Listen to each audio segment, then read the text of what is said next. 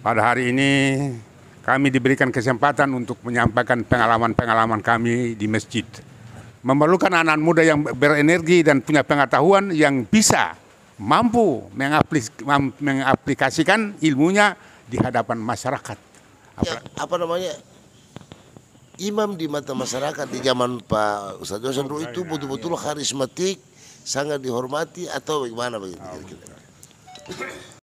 Jadi keadaan dan situasi keadaan sekarang ini, artinya kelihatan sekarang ini persoalan-persoalan yang namanya saling menghormati, menghargai, sih bukan tidak ada. Cuma seperti dulu-dulu sampai berlebihan itu karena wibawa dan hikmahnya hanya anak-anak atau cucu-cucu saudara-saudara sendiri, mungkin tetangga juga rasa kider kalau ketemu sama imam. Kasih kuat cerita imam ini karena memang kotong semua di Maluku ini sudah diatur oleh kotong punya leluhur dulu sehingga bisa kotong tahu penghulu masjidnya sebelah mana, Bapak Raja Pungstapi itu sebelah mana, itu kotong sudah tahu akang ya. Jadi untuk mempertahankan kotong ini bisa atau tidak itu tergantung dari kotong punya imam. Kalau kotong punya imam ini goyang, hatta kotong pun serjana di atas lain, tapi kotong pun kehidupan itu akan kecoplokan juga. Tapi kalau kotong pun iman kepada Allah ini akan kuat, insya Allah di mana jalan kotong pun jalan juga ada. Ya. Wallahu alam akan pun perjanjian sejak kapan itu beta sentau akan. Yang jelas kalau dia pun bapak itu imam, dia pun kakak itu imam, nanti dia tuh jadi imam lah. Jadi kotong ini mau bilang akan ini kotong pun calon-calon penghulu sudah ini, ya gitu. Cuma karena penghulu ini kan satu kursi saja, jadi di antara satu kursi itu pasti dalam rumah ini satu-satu dapat akang. Kotong 6 orang baru adik kakak, yang pertama sudah dapat dan semua sudah meninggal, beta kembali yang sekarang dapat akang ini. Jadi di mobil itu kotong pun pusaka imam, wallahu alam. Tapi memang akan temurun begitu bapak-bapak. Nah, itu kemungkinan besar ya akan bilang kata fil ilmi wan nasabi. Dompung ilmu ada kira-kira, tapi kira-kira dompung nasab juga ada sedikit. Susahnya itu kalau orang punya ilmu ada, nasabnya itu akan kurang beruntung, akan bikin masyarakat akan bergoyang bapak-bapak saudara-saudaraku. Gitu. Apalagi laisal yatimu qad madatu aliduhu innal yatimu yatimul ilmi wal adabi laisal jamal atwa bintu zaina, ini ilmu dan adab juga. Jadi kalau kotong pun ilmu ada, berterada adab, agama akan jadi takaruang. Kotong pun ilmu ada tapi nasabnya kurang beruntung, akan jadi omongan orang banyak. Barangkali kita sampai di situ bapak-bapak. Jadi orang tua sudah bagi secara rapi supaya yang turunan imam ya belajar jadi imam, yang turunan modim ya modim. Dan saya kira itu yang luar biasa. Tapi mungkin pengalaman Pak Josan terkait dengan itu ada juga. Nah, jadi kalau memang imam dan penghulu ini yang diprioritaskan karena memang adat dan kenyataan seperti apa, tapi kenyataannya juga beda. Jadi tidak bisa dipertahankan bahwa keturunan ini bisa membawa modal untuk ya pasti jadi penghulu. Tidak mungkin. Kalau kaderisasi di zaman Bapak Onco dulu, di zaman bapaknya itu seperti apa? Nah, mungkin ada dibutuhkan metode-metode apa gitu supaya anak-anak muda ini mau melanjutkan tugas sebagai imam bagi kelanjutan dari orang-orang yang sudah tua. Karena Pak Josan sendiri juga berpikir nih kalau besok-besok kalau Allah sudah panggil ini siapa yang mau ganti begitu. Takutnya jangan sampai kita kurang waspada tentang kaderisasi ini, muncul aliran-aliran baru yang tiba-tiba karena tidak ada imam dia masuk jadi problem di masyarakat lagi. Ini juga kekhawatiran. Saya kira hal-hal ini mungkin kita diskusikan Pak Dokter ya. Kalau bicara tentang dulu dan sekarang memang ada hal-hal yang ada hubungan dengan persoalan-persoalan yang namanya kesibukan dan lain-lain sebagainya, dan kesempatan yang ada pada manusia itu sendiri. Itu satu. Yang kedua, persoalan-persoalan bagaimana kita bisa, walaupun ada kesempatan tapi tidak ada dasar dan ilmu pengetahuan yang memenuhi syarat, berarti juga tidak bisa dan tidak semudah itu. Maksudnya kalau masjid kota itu cara mengangkat imamnya, pengkaderannya bagaimana? Dulu-dulu. Iya, dulu-dulu pengkaderannya seperti itu. Artinya dari penghulu itu sendiri, kalau dia sudah mampu, langsung. Langsung diangkat. Diangkat. Nah, karena dia pakai potong kambing lagi. Ya, betul. Jadi saya pakai potong. Kelihatannya Maluku ini keseluruhan wabil khusus yang ada di Mamala di kala mengangkat iman itu dompi per akampung rumah tahu itu. Begitu. Lalu kalau di Kailolo kira-kira rumah tahu apa, di Mamala seperti apa, begitu dompi di akampung orangnya itu dulu. Jadi ada semacam dewan syura begitu dong bawa kumpul. Kalau di masjid akan kosong, terus 15 hari sebelum hari korban itu dong mupakat, tahunan mupakat ini. Jadi tahun mupakat untuk memilih kira-kira tikar mana yang kosong. Jadi kalau dikala tikar itu kosong, 15 hari memasuki kurban itu dong bilang kata haute mupakat penghulu begitu. Nah don tanya di masjid itu ada tikar mana yang kosong, tikar mana yang kosong. Itu maknanya apa tikar mana kosong itu? Atau penghulu mana yang ada, bapak imam yang ada, bapak khatib yang ada, bapak modin yang ada. Lalu pada hari 15 mendekati hari Idul Adha itu, lalu dong tahu. Akhirnya dong pi kabar ke muka untuk yang punya marga itu sebagai kesiapan. Nanti dia punya persiapannya itu ya minimal dekat Ramadan baru dong angkat. Jadi dia punya persiapannya itu kira-kira sumanta begitu. Baru diangkat begitu. Diangkat bahwa nanti jadi imam begitu. Baru jadi imam. Tapi dilihat daripada yang tadi beta bilang itu juga di fil ilmi wan nasabi. Dia pun nasab ada, tapi yang tadi Ustadz bilang itu pun ilmu ini sing ada. Gitu. Jadi karena beta secara pribadi juga beta takut jangan sampai akan hilang dari beta pun dalam tangan. Beta pun kecil 2 orang ke IAIN sini. Dan alhamdulillah cukup berhasil. Itu sebagai beta punya tanda pardon. Dong laksanakan atau tidak itu nanti Allah yang atur. Gitu kira-kira seperti itu. Begitu. Bapak Onco dong waktu muda-muda prosesnya sama dari turun-temurun, proses pengangkatan ini sama ya? Iya. Tapi tinggal satu terkait dengan ini apakah ada kayak macam pengukuhan begitu atau bagaimana? Maaf saja adik ini Koton mau cerita akan nanti terlalu dong bilang Koton ria, tapi ini perjalanannya begitu ya. Dikala dong Koton mengaku secara pribadi di hadapan Dewan Syura di situ, lalu akan selesai ibadah subuh itu don rong dan Koton di kampung yang menyatakan bahwa si A ini dia siap begitu, tinggal tunggu harinya saja. Terus nanti tunggu harinya, insya Allah sudah dekat itu dong bawa datang ongkos sedikit, Koton bikin tahlilan untuk seluruh orang tua yang ada di Mamala. Begitu. Kira-kira begitu Pak. Hubungan pengangkatan imam di antara kota dan ini relatif agak ada beda sedikit begitu kira-kira. Mungkin karena pertimbangan tadi itu ya. Ini mesti dari nasab, ini dari betul-betul ilmu dan itu tadi itu. Mungkin yang paling ini itu metode pengkaderan tadi ya kalau di kota begitu. Jadi orang yang disiapkan untuk mengganti Bapak Imam nanti adalah orang-orang yang dari dalam juga begitu kira-kira. Tapi itu ini dulu di kader dulu disiapkan apa semua. Dan mungkin ketika melakukan tugas selaku modim, selaku apa itu kan mereka sudah belajar itu. Itu sudah berapa puluh tahun mereka di situ. Mereka ini yang nanti siap untuk jadi Bapak Imam. Sedikit bertanya, tadi telah disinggung bahwasanya setiap generasi ke generasi itu terdapat perbedaan, baik itu kualitasnya maupun semangatnya dalam belajar seperti itu. Gimana cara kami bersikap agar dapat mencontoh tokoh-tokoh terdahulu yang memang berperan penting terhadap agama. Mungkin itu saja. Assalamualaikum warahmatullahi wabarakatuh. Ya, usulan ini amat sangat penting acaranya. Harusnya ke depan mungkin dari takmir masjid dengan dakwah atau uswa ini bersama dengan PLMP 2P ini untuk membuat program sekaligus proposal mengundang setiap utusan dari kampung-kampung. Penting sekali dari kampung-kampung, dan bisa mengundang dosen-dosen dari yang kampung-kampung itu juga. Supaya kita sharing ilmu ini, supaya dia ke depannya dia ke kampungnya, dia bisa ya dekat dengan dia punya rajahnya, imamnya. Karena kampung itu semua kampung sama ini. Kan satu penyebar Islam kan sama. Jadi semua kampung di Ambon ini yang namanya masjid itu depannya nggak boleh diduduki. Nggak boleh.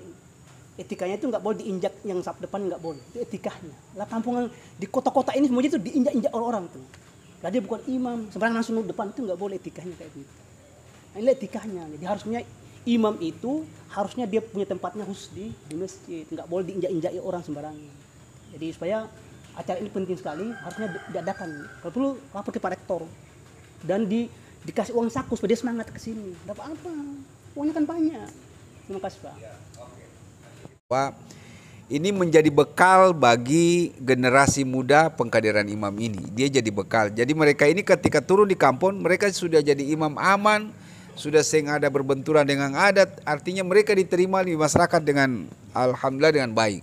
Karena adab di kampung itu mereka sudah kuasai. Mereka sudah punya pemahaman. Karena mereka magang di sana. Magang di sana. Lalu kemudian mereka dites jadi imam, dites jadi khatib, dites jadi modim. Alhamdulillah mereka misalnya sudah lulus.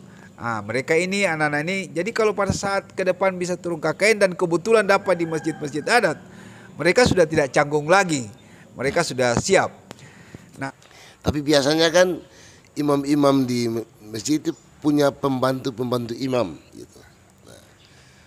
Apakah otomatis pembantu-pembantu imam ini harus senasab dengan imamnya atau bisa orang lain gitu? Pelajar misalnya sudah dilatih jadi imam misalnya atau jadi khatib, Ustaz siap gitu. Oke. Kata untuk sampaikan Pak Ustadz ini kira-kira Jumat ini anak-anak pengkaderan ini dia bisa jadi khatib keseng. Ustaz siap, oke, kita jadwalkan siap. Bisa jadi imam keseng kalau Ustaz bilang, oh boleh. Tapi kita mau tanya begini, jangan sampai ada syarat-syarat lain ketika anak-anak turun magang, dia nanti berhadapan dengan situasi di masjid atau di negeri adat begitu. Misalnya kalau di Mamala belum bisa jadi imam Jumat misalnya, karena mungkin dia belum nikah gitu, belum nikah.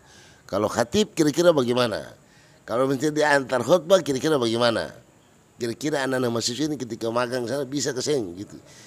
Supaya ketemu melihat, ataukah dia hanya datang ke sana mau belajar tata cara antar khatib di negeri adat itu seperti apa, di masjid adat seperti apa, tata cara tongkatnya atau tata cara menjadi imam itu apa saja begitu. Masalah bisa dan bisa itu tanda balik akan muncul keseng. Alamatul bulugh ini muncul kasih. Kalau sudah muncul berarti sudah bisa. Dia sudah bisa tanggung jawab diri dan sudah bisa tanggung jawab orang lain, gitu. Imam sudah bilang bahwa bukan dilihat dari dia punya kepintaran atau kelebihan ilmunya, tapi umur juga jadi faktor.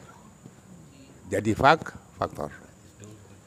Tapi kita bersiap karena dia punya syarat-syarat seperti itu. Kalau dia sudah bisa pimpin, silakan. Apalagi dia sudah dewasa, dia sudah kawin, sudah jadi. Demikian, saya kira itu ya. Oke, jadi modal yang harus kalian miliki pertama sekali itu adalah akhlak. Yang kedua bacaan Quran yang sesuai dengan ilmu tajwid. Yang ketiga bagaimana Anda punya mental siap. Jangan sampai ilmu subahnya alak subagus sampai di atas gemetar. Konsep jatuh. Nah, itu juga berarti perlu ada pembiasaan. Ada kebiasaan. Makanya di sini kemudian di kader ini salah satu proses pembiasaan. Kalau Anda diproses selama 3 bulan, lalu kemudian kita magangkan di sana, lalu itu proses pembiasaan. Anda tidak pernah khutbah. Pintar, hafal 30 juz, akhlak bagus, tapi tidak pernah khutbah. Itu juga bisa gemetar di atas panggung. Nah, maka perlu ada pengkaderan. Pengkaderan itu alat untuk pembiasaan diri.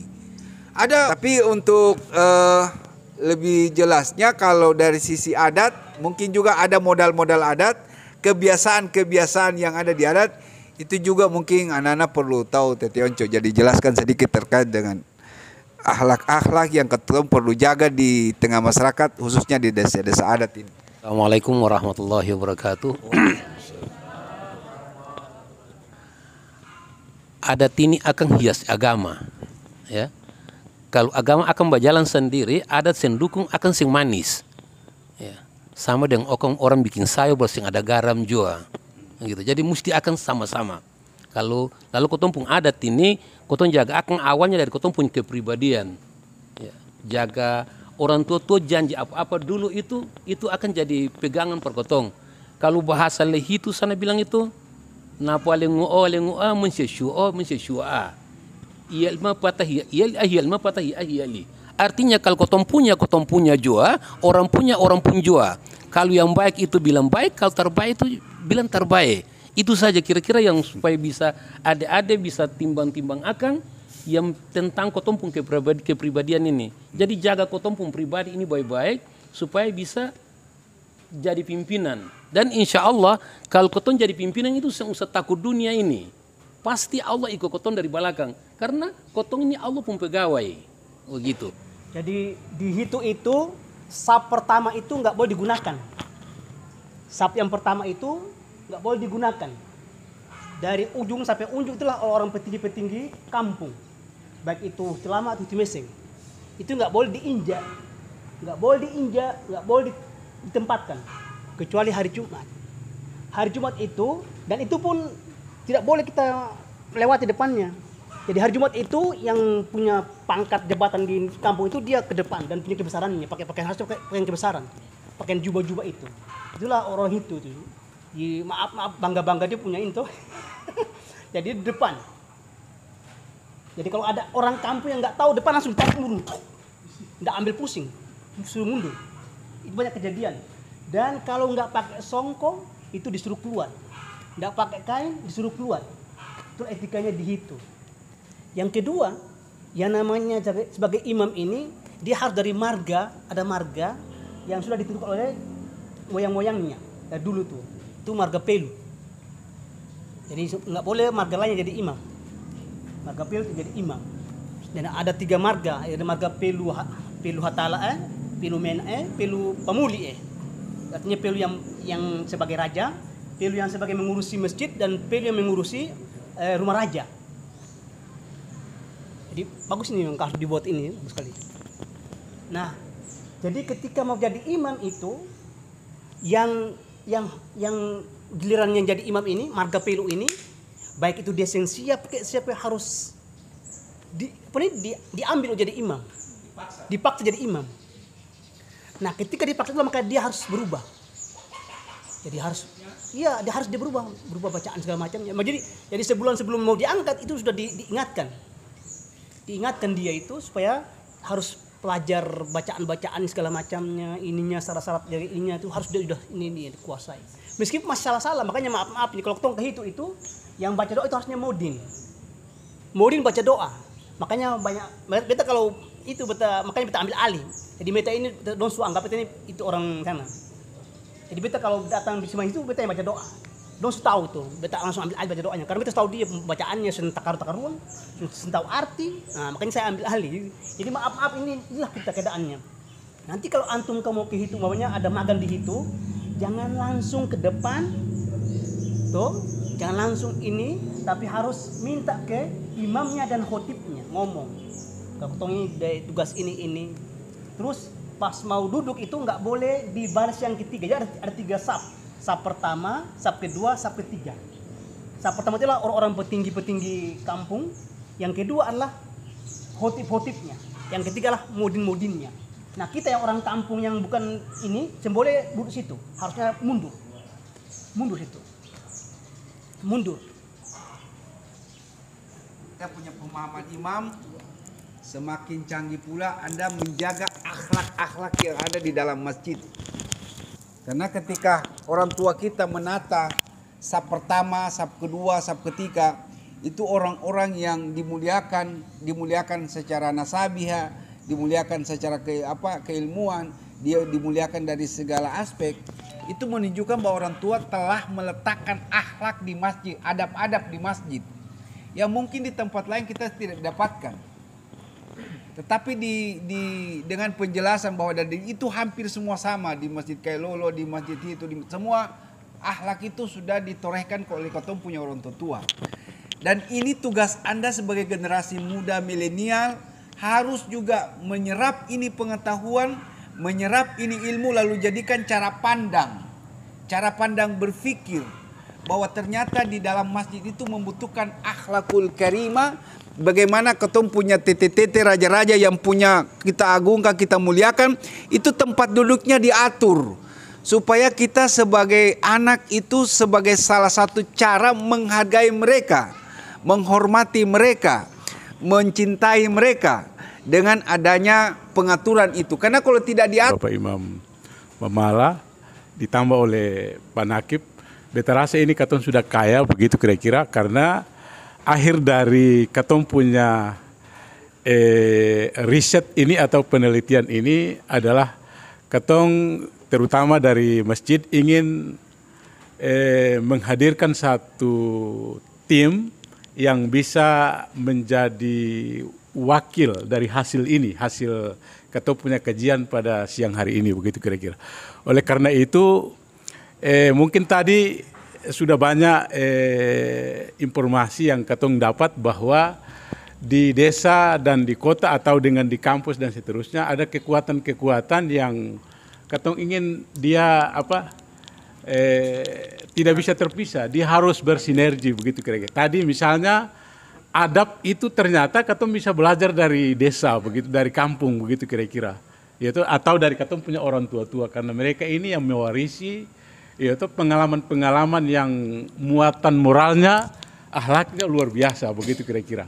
Tadi Pak Ustadz Nakib juga sudah tambah di katorang bagaimana sebenarnya itu yang mesti katong pelihara. Dan kampus sebagai kekuatan yaitu transformasi ilmu pengetahuan, kita harapkan ada itu tadi itu ya. Jadi Anda punya wawasan keilmuan lalu combine dengan kekuatan akhlak atau adat yang katong dapat dari kampung, itu kemudian jadi kekuatan katorang begitu kira-kira. Makanya kalau siapa takut Allah, siapa jauh dari Allah, dia sendiri cari jalan, dia sendiri masuk jurang. Mari katong semua bergerak untuk negeri ataupun agama ini dia bisa ke depan lebih selangkah daripada sekarang ini. Ya. Dan yang terakhir, beta selaku imam di Mamala sangat buka pintu para bapak-bapak dorang atau ketumpung adik-adik ini dong masuk. Semua pintu dong siap. Insyaallah. Akhirul kalam wallahu alam bisawab wa ilahil marji wal ma'ab. Wassalamu warahmatullahi wabarakatuh. Waalaikumsalam warahmatullahi wabarakatuh. Ya, selanjutnya Pak Direktur Mahat sebagai yang punya mahasiswa, bagaimana mempersiapkan, silakan. Hingga pada saatnya imam-imam yang ada di Maluku ini bukan hanya dihargai oleh jamaah, tapi juga dihargai oleh negara. Karena imam adalah pemimpin di dunia dan di akhirat. Saya kira ini yang harapan yang bisa kami sampaikan. Kurang lebih saya mohon maaf, dan mari sama-sama kita tutup kegiatan kita ini dengan mengharapkan keridhaan dan keberkahan Allah Subhanahu wa taala. Bismillahirrahmanirrahim. Alhamdulillahirabbil alamin. Hamdan hamidin hamdan syakirin hamdan yuafi ni'amahu wa yukafi majidah. Ya Rabbana lakal hamdu kama yanbaghi li jalali wajhikal karim wa azimi sultanik. Allahumma ya daimal fadli ala al-bariyah, ya basital yadani bil atiyah, ya sahibal mawahib as-saniyah, salli ala sayyidina Muhammadin al-khairil wara sajiyah, waghfir lana ya dhal ula fi hadhihi al-asiyah. Allahumma ansurna fa innaka khairun nasirin. Amin. فافتح لنا فإنك خير الفاتحين واغفر لنا فإنك خير الغافرين وارحمنا فإنك خير الراحمين وارزقنا فإنك خير الرازقين واهدنا وثبتنا من القوم الظالمين وهب لنا ريحا طيبا كما هي في علمك من هزائن رحمتك واحملنا بها حمل الكرامة مع السلامة والعافية في الدين والدنيا والآخرة إنك على كل شيء قدير. ربنا آتنا من لدنك رحمة وهيئ لنا من أمرنا رشدا. ربنا آتنا في الدنيا حسنة وفي الآخرة حسنة وقنا عذاب النار. وصلى الله على خير خلق سيدنا محمد وعلى آله وصحبه وسلم والحمد لله رب العالمين. والسلام عليكم ورحمة الله وبركاته. Demikian. Assalamualaikum warahmatullahi wabarakatuh.